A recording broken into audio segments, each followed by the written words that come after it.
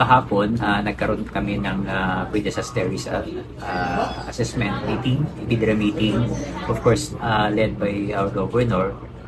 Ang napag-usapan namin is yung usual na preparation natin dito sa province ng especially ng preposition routes and yung pag-ready ng mga heavy equipment. Kasama na dito yung pagbigay ng babala sa mga kababayan natin sa mga malapit sa baybayin na nang pumalaot, yung usual na and then yung preemptive evacuation sa mga kababayan natin na nasa high-risk areas. Okay, sir. Sir, ngayong nasa signal number 2 na yung mga ilang bayan dito sa Ilocos Norte, kumusta naman po yung monitoring natin, sir? Sa ngayon, ang reports na nare-receive namin ay hindi pa ganun ka lala or yung epekto ng bagyong Paolo dito sa probinsya. Though yun nga, signal number 2 na mula Badok hanggang Bacara, and then yung northern part ng province natin ay signal number 1 pa rin hanggang kaninang umaga. Ang namomonitor lang namin ay mga moderate to heavy rains na like in Pagudpud, Bacara, pero dito sa southern part hindi naman pa masyadong malalakas yung ulan. Yung hangin hindi pa natin masyadong nararamdaman.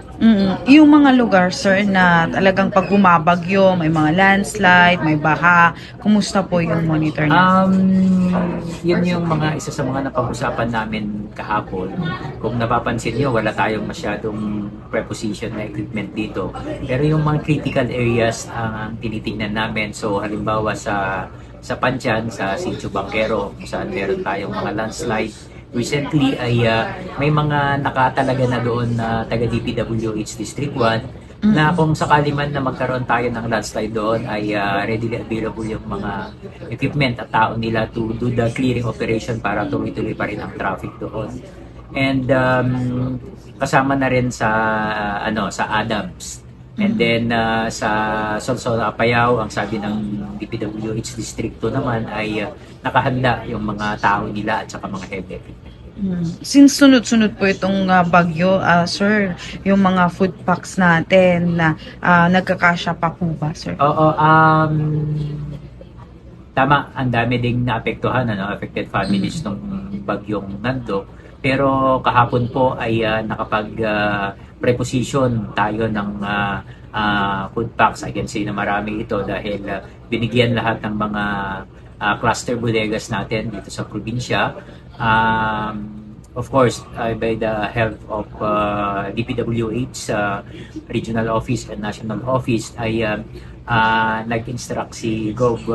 Cecil na punuhin na yung mga satellite bodegas natin kahapon. So nakita naman namin na sa tulong ng mga uniform personnel natin, PNP at saka AFP ay nai-distribute na kahapon pa yung mga preposition goods.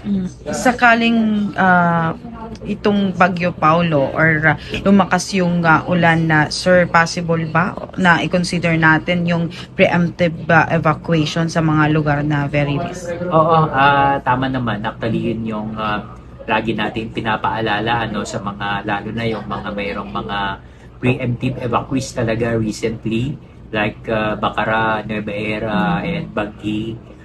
Meron kasi silang mga barangays na pag umapaw yung tubig hindi na sila nakakatawid. So yun yung mga tinitingnan natin, pero sa ngayon po ay wala pang nag-preemptive evacuation.